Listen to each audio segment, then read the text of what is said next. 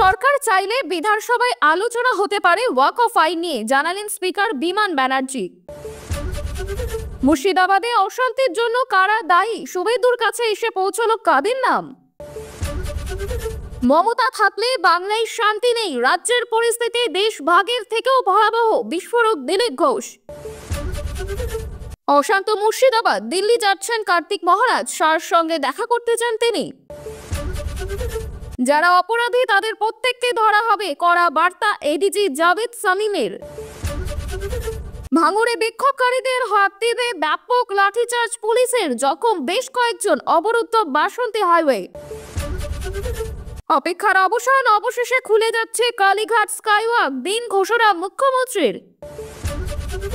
4 পয়সার party ISA, ভাঙড়ে ওয়াকফ উত্তেজনার মাঝে নৌশদকে তোপ শওকতের। চলছে রুট মার্চ, গ্রেপ্তার 200, ক্রমশ স্বাভাবিক মুর্শিদাবাদ। এতক্ষণ শুনছিলেন সংবাদ শিরোনাম, এবারে বিস্তারিত।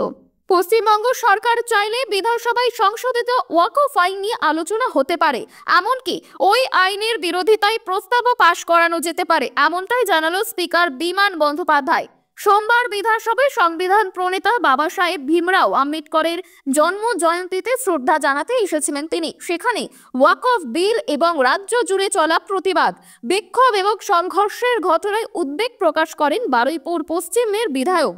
এক প্রশ্নের জবাবে বিমান বলেন, বিধানসভায় যদি কোনো প্রস্তাব আসে তাহলে বিধানসভায় তা আলোচনা হতে পারে। আমরা যেমন সংবিধান দিবস পালন করে তার উপর আলোচনা করেছি, তাই বিধানসভায় সরকার পক্ষ যদি কোনো প্রস্তাব আনতে চায় আলোচনা হতে পারে। প্রসঙ্গত ওয়াকফ বিল সংসদে 2 কক্ষে পাশ হওয়ার পরে রাজ্যের মন্ত্রী সিদ্দিকুল্লাহ চৌধুরী এই বিষয়ে মুখ্যমন্ত্রীর হস্তক্ষেপ দাবি করে বিধানসভায় ওয়াকফ আইন বিরোধী প্রস্তাব আনার দাবি জানিয়েছেন। ভাঙড়ের আইএসএফ বিধায়ক নওশাদ সিদ্দিকী আবার মমতার কাছে চিঠি পাঠিয়ে বিধানসভায় ওয়াকফ আইনের বিরুদ্ধে প্রস্তাব আনার দাবি করেছেন। তবে এমন 2 দাবি প্রসঙ্গে পরিষদীয় মন্ত্রী শোভনদেব চট্টোপাধ্যায় জানিয়েছেন এই বিষয়ে সিদ্ধান্ত নেবেন স্বয়ং মুখ্যমন্ত্রী। ওয়াকফ অশান্তির ইস্যুতে শাসক দলকে তীব্র আক্রমণ শানিয়েছেন শুভেন্দু। মুর্শিদাবাদ কাণ্ডের তদন্তে ফের এনআইকে নিয়ে করোনা দাবি শুভেন্দু অধিকারীর। এদিন বিরোধী দলনেতা মুর্শিদাবাদের চক্রান্ত মৌলবাদীদের, আনায়াসরুল বাংলার মতোই বিপজ্জনক তৃণমূল কংগ্রেস। 100 কোটি টাকার সম্পত্তি নষ্ট হয়েছে, ভিন রাজ্যে কর্মরত অভিযুক্তদের আত্মীয়দের রাজ্যে ফিরে এসে মেরামতের কাজ করে দিয়ে যেতে হবে। বিজেপি শাসিত রাজ্য থেকে এদের ফিরিয়ে এনে সারাইয়ের কাজ করানো হবে। রোড ম্যাপ তৈরি, অভিযুক্তদের তালিকাও তৈরি। রাষ্ট্রপতি শাসন জারি করে বাংলায় ভোট না হলে 50টি আসনে ভোটই হবে না। ভোট এবং ভোটের পরে 3 মাস নিরাপত্তার দায়িত্ব দিতে হবে নির্বাচন কমিশন। প্রসঙ্গত গত শনিবার ওয়াকফ অশান্তিতে আজিমগঞ্জের রেল অফিসে ভাঙচুরের ঘটনায় এনআইএ তদন্ত চেয়ে রেলমন্ত্রীকে চিঠি দিয়েছিলেন শুভেন্দু অধিকারী। মূলত আজিমগঞ্জের রেল লাইনের ধারে গেটম্যানের অফিস ভাঙচুর চালানো হয় বলেও অভিযোগ উঠে এসেছিল। অভিযোগ, লাইন থেকে তুলে পাথর ছোড়া হয়েছিল অফিসে, আগুন ধরিয়ে দেওয়া হয়েছিল জেনারেটরে, ভাঙচুর করা হয়েছিল পাওয়ার রুমে, রিলে রুমের গেটেও ভাঙচুরের চেষ্টার অভিযোগ উঠেছিল। শুভেন্দু বলেছিলেন ওয়াকফ আইনের প্রতিবাদে একের পর এক রেল স্টেশনে হামলা হয়েছে। রেল স্টেশনের মতো সরকারি সম্পত্তি ভাঙচুর হচ্ছে। এতে শুধু জরুরি পরিষেবা বিঘ্নিত হচ্ছে তা নয়, মানুষের সুরক্ষা ও জাতীয় নিরাপত্তার পক্ষেও বিপজ্জনক বলেই বলা হচ্ছে। প্রিয় দর্শক, আপনি কোন জেলা থেকে আমাদের ভিডিওটি দেখছেন কমেন্ট করে জানাবেন। আজকের ভিডিওতে 300 লাইক ও 100 সাবস্ক্রাইবার টার্গেট করছি। যদি এখনো সাবস্ক্রাইব না করে থাকেন দয়া করে এক্ষুনি সাবস্ক্রাইব করে নিন এবং নিয়মিত আপডেট পেতে আমাদের চ্যানেলটি ফলো করুন। ফিরে আসছি পরবর্তী খবরে। ওয়াকফ আইনের প্রতিবাদে ঘিরে রণক্ষেত্রের পরিস্থিতি নাই মুর্শিদাবাদের সুতি ধুলিয়ার। ইতিমধ্যেই সংযত থাকার বার্তা দিয়েছেন মুখ্যমন্ত্রী মমতা বন্দ্যোপাধ্যায়। এদিন সকালে হাঁটতে বেরিয়ে ওয়াকফ অশান্তি নিয়ে প্রতিক্রিয়া জানালেন দিলীপ ঘোষ। বললেন, এইসব কাশ্মীর সিরিয়ার হয়েছিল, যদিও এখন কাশ্মীর সবাই ফিরছেন। রাজ্যের পরিস্থিতি দেশভাগের থেকেও ভয়াবহ। এদিন দিলীপ ঘোষ বলেন, কাশ্মীরে হয়েছিল, ওরা উদ্বাস্ত হয়েছিল, প্যালেস্তাইনে সিরিয়াতেও হয়েছিল। আজ কাশ্মীরের লোক আবার কাশ্মীরে ফিরছে, আর পশ্চিমবঙ্গের লোক এক জেলা থেকে অন্য জেলায়, এমনকি অন্য রাজ্যে পালাচ্ছে। 2021 সালের ভোটের পর এই ছবি দেখছি। এখন আবার এই ছবি দেখছি। দেশভাগের থেকেও এই পরিস্থিতি ভয়াবহ। বাংলাদেশ থেকে হিন্দুরা ভারতে পালিয়ে আসছে, আর মুর্শিদাবাদ থেকে হিন্দুরা অত্যাচারে পালিয়ে যাচ্ছে। ভারতে এটার পরিকল্পনা করা যায় না। তাহলে কি ভারতের সর্বোচ্চ সংবিধান চলে না? সুপ্রিম কোর্ট চলে না? কেন্দ্র সরকার চলে না?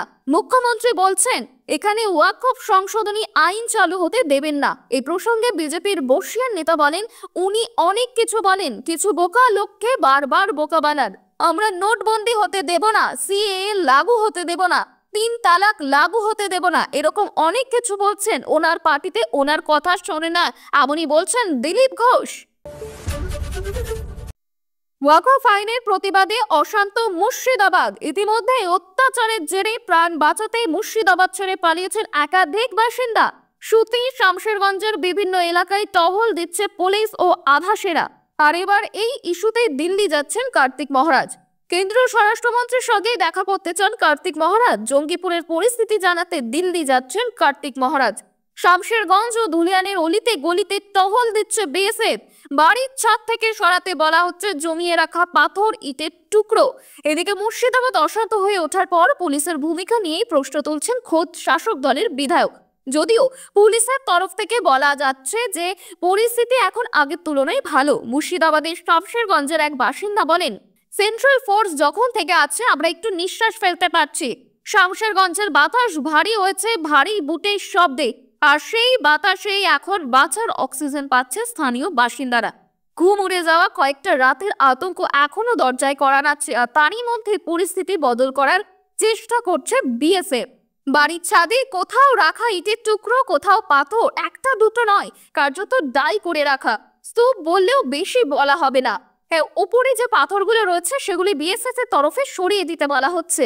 আমরা দেখতে পাচ্ছি যে একের পর এক পাথর, যেগুলো বিএসএফ এর অভিযোগ এখানে জমা করে রাখা হয়েছিল। ওয়াকফ অশান্তি ঘিরে থমথমে শামশেরগঞ্জের ধুলিয়ান। ইতিমধ্যে রাজীব কুমার বলেছিলেন পরিস্থিতি নিয়ন্ত্রণে। আজ এডিজি জাভেদ শামীম সাংবাদিক সম্মেলনে একই দাবি জানিয়েছেন। তিনি এদিন বলেন গোটা পরিস্থিতির উন্নতি হয়েছে। এদিন এডিজি জাভেদ শামীম বলেন মুর্শিদাবাদ মালদা জুড়ে পরিস্থিতি স্বাভাবিক হচ্ছে। ঘর ছাড়ারা ধীরে ধীরে ঘরে ফিরে আসছেন। এলাকা শান্তিপূর্ণ থাকলেও তার মানে কিন্তু এই নয় পরিস্থিতি পুরোপুরি স্বাভাবিক হয়েছে। এলাকা জুড়ে গুজবের দাপট এখনো কমেনি, সেই জন্য ইন্টারনেট বন্ধ রাখা হয়েছে। জঙ্গিপুরে ধীরে ধীরে দোকানপাট খুলছে। পরিস্থিতি স্বাভাবিক করতে বিভিন্ন এলাকায় চলছে রোড মার্চ। বাইরের রাজ্য থেকে কিছু না জেনে সোশ্যাল মিডিয়ায় নানা রকম পোস্ট করা হচ্ছে। হিংসাকাণ্ডে গ্রেপ্তারির সংখ্যা 200-রও বেশি। যারা অপরাধী তারা প্রত্যেককে ধরা হবে। একটা প্ররোচনা থেকে এই কাণ্ড ঘটেছে, এই সম্ভাবনা উড়িয়ে দেওয়া যাচ্ছে না। গোটা বিষয়টির উপর নজর রাখা হচ্ছে। যদিও এদিন সকালে রাজীব কুমারের দাবি মানতে নারাজ বিজেপির প্রাক্তন রাজ্য সভাপতি দিলীপ ঘোষ। এই প্রসঙ্গে দিলীপ ঘোষ বলেন, রাজা যা বলে পরিষদ তার শতগুণ বাড়িয়ে বলে। এদের জেলে যাওয়া উচিত। মমতা একবার তাকে জেলে যাওয়া থেকে বাঁচিয়েছেন, তাই এখন তিনি যা বলছেন ইনিও তাই বলছেন। এই ধরনের অফিসারের ওপর কে ভরসা করবে? যারা অপরাধ করেছে ইনি তাদের থেকেও বেশি অপরাধী। ওয়াকফ আইনের প্রতিবাদে ভাঙড়ে বিক্ষোভ। আন্দোলনকারীদের ছত্রভঙ্গ করতে মাইকিংও করে পুলিশ। এরপরই বিক্ষোভকারীদের হাঁটাতে ব্যাপক লাঠিচার্জ চালিয়েছে পুলিশ বলেই অভিযোগ। ব্যারিকেড ভাঙার চেষ্টা বিক্ষোভকারীদের। এরপরই জোর উত্তেজনা তৈরি হয়ে ওই স্থানে সমর্থকদের শান্তি বজায় রাখার বার্তা আইএসএফ বিধায়ক নওশাদ সিদ্দিকী। পুলিশের লাঠিচার্জে জখম হয়েছে বেশ কয়েকজন বলেও জানিয়েছেন এক আন্দোলনকারী। সেই সবদি পাওয়া খবরে পরিস্থিতি অনেকটাই আগের থেকে স্বাভাবিক করা হয়েছে কলকাতা পুলিশের পক্ষ থেকে। যারা রাস্তা অবরুদ্ধ করেছিলেন তাদেরকেও সরিয়ে দেওয়ার প্রক্রিয়া শুরু করেছে পুলিশ।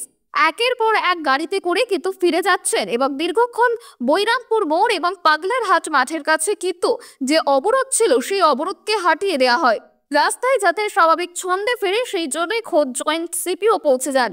মুখ্যমন্ত্রী মমতা বন্দ্যোপাধ্যায় আগেই বলেছিলেন সব ধর্মের সবার কাছে আবেদন, আপনারা দয়া করে শান্ত ও সংযত থাকুন। ধর্মের নামে কোনো অধার্মিক আচরণ করবেন না। প্রত্যেক মানুষের প্রাণী মূল্যবান। রাজনীতির স্বার্থে দাঙ্গা লাগাবেন না। মনে রাখবেন এই আইন কিন্তু আমরা করিনি। উত্তর যা চাওয়ার কেন্দ্রের কাছে চাইতে হবে। আমরা ওয়াকফ আইনকে সমর্থন করি না। যারা উস্কানি দিচ্ছেন তাদের বিরুদ্ধে আইনত ব্যবস্থা নেব। কিন্তু রাজনৈতিক দল ধর্মের অপব্যবহার করে রাজনৈতিক সুবিধা নিতে চাইছে, তাদের প্ররোচনায় পা দেবেন না। শান্তি সম্প্রীতি বজায় রাখুন বার্তা মুখ্যমন্ত্রীর। ৩ বছর পর অবশেষে বাংলা বছরের শেষেই খুলে যাচ্ছে কালীঘাট স্কাইওয়াক। এদিন সোশ্যাল মিডিয়ায় পোস্ট করে নিজেই উদ্বোধনের দিন ঘোষণা করলেন মুখ্যমন্ত্রী মমতা বন্দ্যোপাধ্যায়। এবার আর কালীঘাট মন্দির যেতে পেরোতে হবে না ঘিঞ্জি এলাকা, কার্যত আকাশ পথে হাঁটতে হাঁটতে পৌঁছে যাওয়া যাবে মায়ের কাছে। নতুন বছর শুরুর আগে কলকাতা তথা রাজ্যবাসীকে নতুন উপহার দিতে চলেছে কলকাতা পুরসভা। এদিন সোশ্যাল মিডিয়ায় একটি ভিডিও পোস্ট করেছেন মুখ্যমন্ত্রী। সেখানে কালীঘাট স্কাইওয়াক লাগোয়া এলাকার ছবি তুলে ধরা হয়েছে। পাখির চোখে কেমন লাগছে সেই স্কাইওয়াক তাও দেখা যাচ্ছে। ওই ভিডিওতে উল্লেখ করা হয়েছে 14ই এপ্রিল সোমবার উদ্বোধন করা হবে স্কাইওয়াক। কলকাতা পুরসভার সূত্রের খবর, 500 মিটার লম্বা ও 10 মিটার চওড়া এই স্কাইওয়াককে 5টি গেট থাকলেও মূল প্রবেশদ্বার 2টি। শ্যামাপ্রসাদ মুখার্জি রোডের দিকে দরজায় নীল সাদা আলোর মাধ্যমে ফুটে উঠবে কালীঘাট মন্দির। অন্যদিকে গুরুপদ হালদার রোডের দিকে প্রবেশপথে আলোর খেলায় উদ্ভাসিত হবে মাতৃ প্রতিমা। কলকাতা পুরসভার তত্ত্বাবধানে কালীঘাট স্কাইওয়াক তৈরিতে খরচ হয়েছে 80 কোটি টাকা, যার কাজ শুরু হওয়া 3 বছর পর হতে চলেছে উদ্বোধন। পুরসভা সূত্রে আগেই জানা গিয়েছিল দক্ষিণেশ্বরী স্কাইওয়াকের আদলে কালীঘাট স্কাইওয়াক তৈরি হলেও এর দুদিকেই সৌন্দর্য আয়নের ক্ষেত্রে অনেক বেশি জোর দেওয়া হয়েছে। 4 পয়সার পার্টি আইএসএফ সোমেও যখন ওয়াকফ নিয়ে দফায় দফায় চড়ছে পারদ, সেই আবহে নওশাদ সিদ্দিকের দিকেই তোপ দাগলেন ক্যানিং পূর্বের বিধায়ক শওকত মোল্লা। তিনি বলেন, আইএসএফ এর মতো 4 পয়সার দলকে বাধা দেওয়ার মতো দুরাবস্থা তৃণমূলের এখনো হয়নি। মানুষ ওদের সঙ্গে মিছিলে যেতে চাইছেন না, তাই ওরা হতাশাগ্রস্ত হয়ে এইসব কথা বলছে। সোমবারও দফায় দফায় বাংলা জুড়ে ওয়াকফ নিয়ে চলল উত্তেজনা। এদিন ভাঙড়ের বাসন্তী হাইওয়ে হয়ে শিয়ালদার রামলীলা ময়দানে অভিযানে নেমেছিল আইএসএফ কর্মী সমর্থকেরা। মূলত ওয়াকফ আইনের প্রতিবাদেই ছিল এই মিছিল। ময়দানে পৌঁছানোর পর আয়োজন করা হতো একটি প্রতিবাদ সভারও, কিন্তু কলকাতায় ঢোকার মুখে প্রতিবাদীদের আটকে দিল পুলিশ। স্থানীয় সূত্রে খবর, পুলিশি বাধা খেয়ে বাসন্তী হাইওয়েতে শুট চড়ান ওয়াকফ প্রতিবাদীরা। সেই প্রসঙ্গে আইএসএফ বিধায়ক নওশাদ সিদ্দিকী পুলিশের দিকে তোপ দেখে বলেন, উত্তেজনা ছড়াচ্ছে তো পুলিশ। রাজ্যে যে 26,000 চাকরি গিয়েছে সেই দিক থেকে তো মানুষের মন ঘোরাতে হবে। তাই জন্যই আমরা যখন কেন্দ্রের একটা আইনের বিরোধিতা করে ও বাবা আম্বেদকরের সাহেবের জন্ম জয়ন্তী পালনের জন্য রামলীলা ময়দানের দিকে যাচ্ছিলাম, তখন আমাদের রুখে গোলযোগ তৈরি করার চেষ্টা করছে পুলিশ। পাল্টা তাদের দলকে 4 পয়সার পার্টি বলে তোপ দিকে শওকত আরো বলছেন, নওশাদের তো এখন সবচেয়ে বড় বন্ধু শুভেন্দু অধিকারী ও অভিজিৎ গঙ্গোপাধ্যায়। সোমবার মালদার বৈষ্ণবনগর পার্লার হাই স্কুলে তৈরি অস্থায়ী ত্রাণ শিবিরে যেতে চলেছেন কেন্দ্রীয় মন্ত্রী তথা রাজ্য বিজেপির সভাপতি সুকান্ত মজুমদার। রবিবার তিনি জানান, আমি সোমবার মালদা যাব, কিছুক্ষণের মধ্যেই রওনা দেব। পার্লারপুরের যারা রয়েছেন তাদের সঙ্গে দেখা করব, তবে মালদা গেলেও মুর্শিদাবাদে এখন যাব না, ওটা অশান্তি বিধ্বস্ত এলাকা। পরিস্থিতি ঠান্ডা হলে সেখানে অবশ্যই যাব। সূত্রের খবর, মুর্শিদাবাদ ও মোথাবাড়ির ঘটনায় বিজেপির তৈরি কন্ট্রোল রুমে বসবেন সুকান্ত, চালাবেন নজরদারি। এছাড়াও এদিনই আবার তিনি যেতে পারেন মোথাবাড়িতেও। বিজেপি নেতা আরো জানিয়েছেন, ত্রাণ শিবিরে গিয়ে দুর্গতদের সমস্যা শুনবো, ওখানে কি অবস্থা নজর রাখবো এবং সময়ে সময়ে স্বরাষ্ট্র মন্ত্রককে তা জানাবো। উল্লেখ্য, ওয়াকফ ঘিরে দফায় দফায় উত্তেজনা ছড়িয়েছে মুর্শিদাবাদের বিস্তীর্ণ এলাকায়। ইতিমধ্যেই হাইকোর্টের নির্দেশে মোতায়েন করা হয়েছে কেন্দ্রীয় বাহিনী, কিন্তু তারপরেও পরিস্থিতি নিয়ন্ত্রণে আনতেই বেগ পেতে হচ্ছে নিরাপত্তা রক্ষীদের। অশান্তি বিধ্বস্ত দুর্গতদের দাবি, দুষ্কৃতীরা কেন্দ্রীয় বাহিনীকেও ভয় পাচ্ছে না। এই মর্মে আবার সুকান্ত মজুমদারের অভিযোগ, কেন্দ্রীয় বাহিনীকে যতটা ব্যবহার করা উচিত রাজ্য ততটা ব্যবহার করতে পারছে না।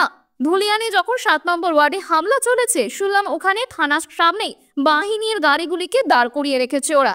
একই অভিযোগ তুলছেন বিজেপির কৌস্তব বাগচি। তিনি সোশ্যাল মিডিয়ায় একটি পোস্টে লিখেছেন, কেন্দ্রীয় বাহিনীকে ভুল পথে চালিত করছে রাজ্য, নির্ঝঞ্ঝাট এলাকায় তাদের বসিয়ে রাখা হয়েছে। ধীরে ধীরে স্বাভাবিক ছন্দে ফিরছে মুর্শিদাবাদ। হিংসার ঘটনায় এখনো গ্রেপ্তার 200 জন। রাজ্যের এডিজি আইন শৃঙ্খলা জাভেদ শামীম জানালেন, স্থানীয়দের আতঙ্কে কাটাতে চেষ্টা চালাচ্ছে প্রশাসন, চলছে রুট মার্চ।